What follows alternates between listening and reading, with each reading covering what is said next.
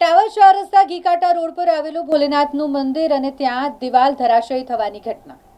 દિવસ દરમિયાન જો આ દિવાલ ધરાશયી થઈ હોત તો કોઈને ઈજા પહોંચી હોત અથવા તો મોટી દુર્ઘટના થઈ હોત, પરંતુ રાત્રે આ બનાવ બન્યો, દિવાલ ધરાશયી થઈ ગઈ. લોકોનું કહેવું છે કે અહીંયા 200-300 લોકો દિવસ દરમિયાન દર્શન કરવા માટે આવતા હોય છે, બાળકો અહીં રમતા હોય છે.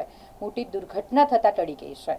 આ દિવાલ ધરાશયી થઈ હોય એટલે તાત્કાલિક ફાયર બ્રિગેડની ટીમને જાણકારી આપવામાં આવી, એટલે ફાયર બ્રિગેડની ટીમ ત્યાં પહોંચી અને ફાયરના જવાનો દ્વારા કાટમાળ હટાવવાની કામગીરી કરવામાં આવી અને આગળની વધુ જે કામગીરી છે તે ફાયરના જવાનો દ્વારા તો કરવામાં આવી. સાથે સાથે જીબીની ટીમને અને પોલીસને પણ જાણકારી મળતા તેઓ પણ તાત્કાલિક ત્યાં પહોંચી ગયા હતા.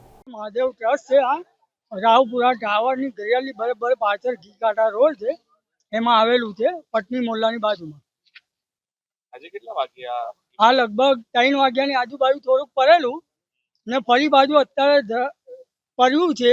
આ વધારે પડી ગયું છે ને આમાં છોકરાઓ બી અત્યારે સાંજે રમતા હોય છે, પણ આજે કુદરતી કે કોઈ છોકરા હતા નહીં ને 400 થી 500 માણસ સવારથી સાંજ સુધી દર્શન કરવા આવે છે.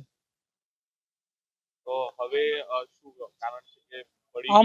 અમારે એક જ છે માંગ કે આ જે મંદિરની ઉપરની દિવાલો ને બધું છે એને તોડીને એ કરે. અમે કોર્પોરેશનમાં 5 થી 6 અરજી કરેલી છે.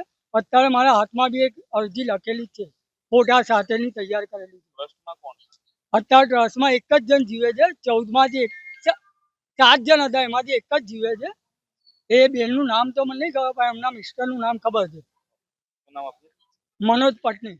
જેવો કોલ આવ્યો કે ઘીકાતા રોડ ટાવર 4 રસ્તા પાસે ભોલેનાથનું મંદિર છે, ત્યાં દિવાલ પડી છે. અમે તાત્કાલિક ધોરણે ત્યાં સ્થળ પરથી અમે સ્ટેશનથી આવી ગયા અને કોઈ જાનહાનિ છે નહીં હમણાં હાલમાં, અને બાઉન્ડ્રી કરી નાખી છે અમે હાલ હમણાં. અને જે આ પોલીસવાળા જીબી વાળા કનેક્શન કપાઈ નાખ્યું છે અને નિર્ભરતાવાળાને બોલાવી રહ્યા છે, એમને સોંપીને અમે પછી છૂટા થયા છે.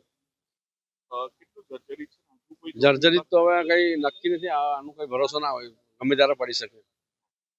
શું નામ આપનું? સુનારો છે સર સૈનિક, વડોદરા ફાયર બ્રિગેડ.